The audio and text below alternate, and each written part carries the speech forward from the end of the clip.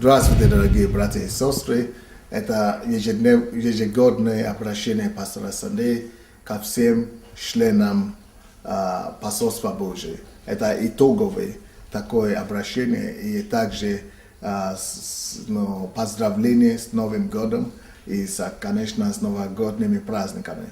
В прошлом году мы делали подобное обращение, и это честь и большое благословение для нас, чтобы Господь сохранил нас до сегодняшнего дня. По крайней мере, я вам это обращение делал не из СИЗО и не из тюрьмы, но из свободы. И это тоже Божье чудо, Божье посещение. Год 2011, прошлый год, был для нас, мы назвали годом посещения. И когда мы смотрим, очень много разных чудес Божьих, которые можно было наблюдать за прошлый год, за прошедший год. Бог посетил нас в прошлом году. И в этом году тоже у него есть невероятные благословения, которые он имеет для нас. Поэтому в этом обращении я бы хотел, пользуясь случаем, объявить и провозгласить 2012 год годом, но сейчас не скажу, я в конце это скажу. Сначала до того, как я скажу, какой это год, 2012 год, давайте вспомним, что же был 2011 для нас, какой он был, каким был этот год для посольства Божьего. Это, помните, мы говорили, это год Божьего посещения. Я, конечно, знаю, что очень много свидетельств, и каждое воскресенье, каждое служение посольства Божьего, мы постоянно слушаем свидетельства, разные свидетельства. И эти свидетельства море, если мы будем индивидуальные свидетельства собирать. Поэтому мы сейчас не будем говорить об индивидуальных каких-то свидетельствах, мы будем говорить о более глобальных свидетельствах чудеса Божьи, посещения Божьи в прошедшем году. Давайте по одному будем упомянуть и говорить, вспоминать разные случаи, что Бог делал. Именно в 2011 году, в прошлом году, Бог дал нам разрешение на строительство. Мы получили разрешение строить здание в Киеве. Это мы 5 лет ждали этого разрешения. Мы огромные суммы денег выложили для этого. Чтобы получить разрешение в Киеве, даже на какого-то дома обыкновенного, люди киевляне знают, что это значит, сколько это стоит. Это миллионы долларов. А чтобы получить на 2,5 гектара или 3 гектара земли, это колоссальный труд. И те люди, которые говорят, что куда деньги идут и что деньги, они просто не в курсе. Они не знают, что это такое, что мы даже находимся там, где мы находимся, и что мы собираемся на нашей земле. Если бы они, со всеми разрешениями, если бы они знали, что это такое, они бы только и благодарили Господа за то, что Бог показывает все-таки, что Он с нами. Следующее, что можно вспомнить, это то, что многие братья и сестры, особенно братья и сестры тоже, многие семьи в этом году в нашей церкви получали огромнейшее благословение в виде ретритов, но не только ретритов. Ретриты были в прошлом году, но в этом году мы начали проводить морские ретриты. И в этом году она получила популярность такой, что я сейчас получаю письма из разных деноминаций, даже из разных стран, из разных церквей, чтобы пропустить их людей к нам на морские ретриты. И благодаря морским ретритам многие сестры получали большое благословение, и семьи восстанавливаются, и просто новое что-то Бог начал посещать нас благодаря этим морским ретритам. Следующее, что можно вспоминать, можно сказать, что наблюдается в прошлом году, Бог посетил нас активностью большой для наших людей. Бог дал нашим людям благодать войти в многие ранее закрытые двери. Те места, где никто бы и не думал, что верующие могли бы засветиться. Бог начал поднимать рейтинг и авторитет верующих людей. И массово наши люди начали вести общественную активную жизнь. Многие начали вести свои организации. и многие начали сотрудничать с властными структурами и так далее. И это тоже посещение Божие. Я часто разговаривал с нашими братьями и сестрами, которые либо в домашней группе, либо в каких-то организациях и так далее, и в разных структурах. И они вспоминали, какими они были еще 2-3 года назад, и какие они теперь, с кем они теперь встречаются, на каких высоких уровнях и встречах они бывают, и с какими людьми сидят. И им самим говорят, они сами признают, что им самим не верится о том, что значит, когда Бог посылает нам слово, и мы слушаем это слово, и двигаемся, как Бог нас ведет. Но невероятные чудеса и знамения Божьи мы начинаем видеть. И я вижу, что вот это было огромное посещение Посольства Божьего, вот, наблюдать такую активность за нашими людьми. Следующее, также нужно благодарить Господа за то, что наконец-то мы 3 года ждали до сентября прошлого года, до 2011 года, чтобы суд наконец-то начался, чтобы вот это уголовное дело имело свой конец. И 3 года только расследовали, и неизвестно, что будет и как, и что. Вы знаете, люди часто говорят, что ничего более страшного, чем неизвестность. А я думал по себе, конечно, что что-то неизвестно, тоже не так страшно. Вообще ничего не страшно. Но наконец-то мы можем сказать, что суд начался, и мы верим, что это наш конец. И через суд Господь положит конец концу этим всем гонениям и преследованиям пастора Сандея и Посольства Божьего. Следующее, что можно было отметить, в концу этого года активизировалось Божье благословение и посещение планы того, что государственные структуры стали как-то признавать больше наших людей. Но только в этом месяце премьер-министр Украины Николай Азаров принимал, имел встречи с некоторыми членами нашей церкви, с одной семьей, а потом с другими активистами церкви, которые побывали либо у премьер-министра в офисе, либо он, наоборот, посещал их. То есть, конечно, много людей живут в Украине, по крайней мере 45 миллионов. И не в каждую семью премьер-министр приходит. И не каждого он приглашает к себе в офис.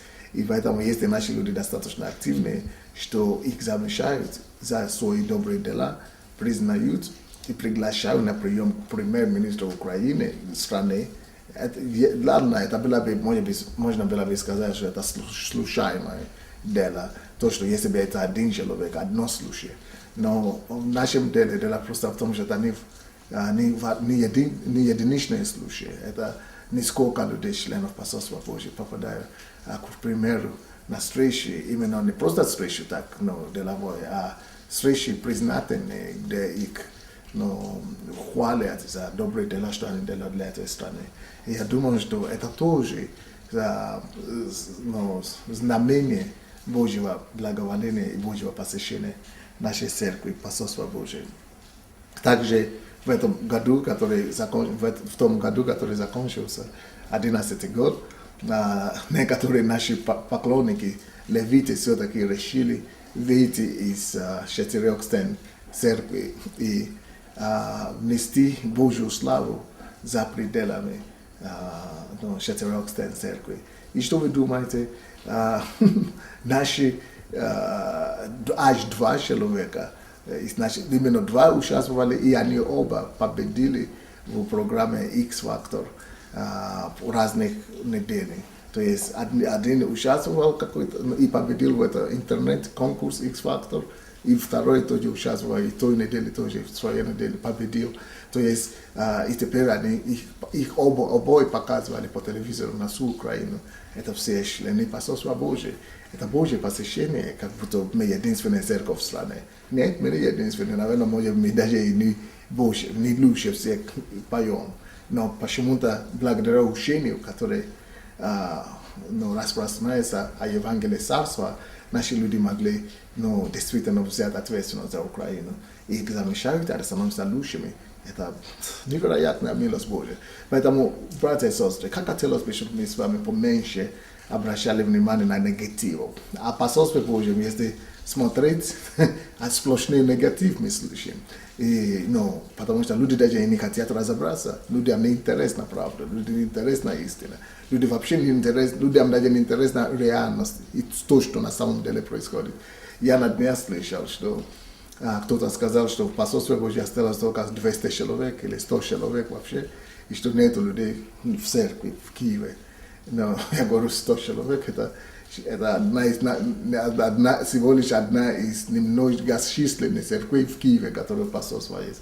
А таких церквей только в Киеве где-то 20-25. Поэтому слухи о нашей смерти и похороне сильно преувеличено. Слишком рано похоронить посольство Божие. И вы знаете, я хочу вам сказать, что бы даже не случилось, пастором Сандеев, с гонением, судом, посольство Божие уже похоронить не удастся никому. Эта церковь будет встречать Иисуса Христа. А то, что пастор Сандей сейчас проходит, это нужно, потому что освободителя уничтожить невозможно. Но несмотря на это, освободитель должен проходить через всякие неприятности, чтобы быть на том месте, где что проходит основной народ этой страны. Я должен пережить то, что я переживал, чтобы почувствовать на себе, как освободителя, то, что проходит невинные люди этой страны. И я смеливаюсь сказать, что на мне закончится вот эти практики осуждения и обвинения невиновных в Украине. По крайней мере, после дела Сандея, запомните эти слова. Что бы ни было со мной, какое бы решение ни было, после этих дел в Украине придет изменение во все законодательства этой страны.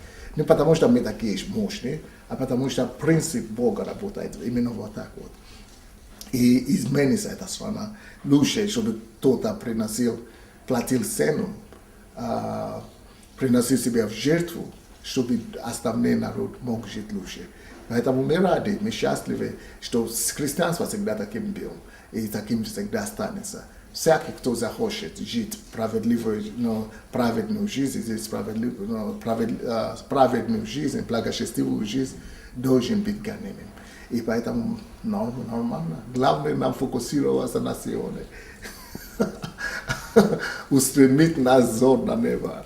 И не смотреть ни направо, ни налево. Продолжать этот период.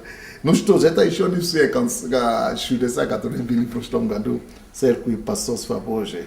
И тоже очень много церквей начались в прошлом году. У нас была потрясающая пасторская школа, и начались церкви в Киеве, и начались другие церкви тоже по Украине и по всему миру.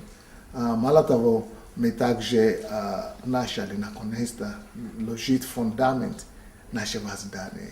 Мы уже сейчас заканчиваем этап фундамента здания, и мы надеемся, что до конца 2012 года, что у нас будет свой дом, что мы уже будем иметь церковь, где мы сможем назвать домом, и семья, и помещение, и кровь над головой, уже не палатка, но действительно церковь, которая будет, по крайней мере, не хуже, чем европейского образца. Так что видите, что Бог для нас в год Божьего посещения. Так что не сосредотачивайте слишком много внимания на ваши какие-то неустройства, какие-то проблемы, обстоятельства. Давайте будем больше сосредотачивать внимание на Божьей милости, на Божьи чудеса. Итак, каким же будет 2012 год? Каким мы его объявим? 2012 год. Итак, раз, два, три, готовы? 2012 год мы решили объявить и назвать годом семейного счастья. Когда говорится о семейном счастье, я имею в виду семейного счастья в большом спектре этого слова. То есть это не только для женатых или незамужних. Мы говорим о счастье для молодых людей, которые не женаты, не замужем. Мы говорим о помолвках, которые будут в этом году. И мы будем об этих вещах говорить каждый месяц. Целый год я хочу сказать всем пасторам, чтобы мы все проповедовали каждый месяц, целый год, в течение всего года обращали внимание на вопрос семьи и семейного счастья. Будем говорить, конечно, о проблемах, о вопросах мужчин, женщин. Будем говорить о венчании, о семье, о разных этапах семейной жизни. Будем говорить о подготовке для детей, о воспитании детей. Но будем говорить о беременности, родах в этом году. Мы будем все эти темы коснуться. Будем говорить о муже и ее обязанности. Будем говорить о ребенке, что с ним делать. Будем говорить о подростках и как воспитывать подростки. Будем говорить о том, как давать образование детям, о высшем образовании. Будем говорить о том, когда дети уходят из дома. Будем говорить об взаимоотношениях между взрослыми детьми и родителями. Будем говорить о отношениях между бабушками и дедушками. Так что эта семья этот год будет годом семейного счастья в большом и в широком спектре этого слова. То есть, это начнется от неженатых молодых людей, до детей, до семейных отношений, до бабушек, до дедушек, все, весь спектр семьи. Так что это будет интересный, интригующий год, годом счастья для каждого человека, женатый, не женатый и так далее. Так что пускай Бог вас благословит в этом году. Обращаю ко всем пасторам, ко всем лидерам домашних групп, ко всем лидерам служения, ко всем социальным пасторам, ко всем классическим пасторам, ко всем лидерам Посольства Божьего, чтобы вы взяли эту запись и показали всем своим лидерам. Мы также выложим в интернете, что это наш и мой обращение к вам на новый 2012 год, чтобы этот год был годом счастья для каждого члена Церкви Посольства Божьего, чтобы такие свидетельства, которые были в прошлом году, которые мы насчитали чуть-чуть только, чтобы 2012 дал нам намного больше чудес и знамений, чтобы в конце этого года, который мы сейчас вступили, чтобы мы могли перечислить еще 2 раза больше чудес и знамений, которые Господь творит среди нас. Так что с Новым годом, с новым счастьем, Рождеством Христовым, давайте будем ждать великого Божьего чуда, особенно в направлении семьи и счастья жизни, личной жизни для каждого человека Посольства Божьего. Будьте благословенны.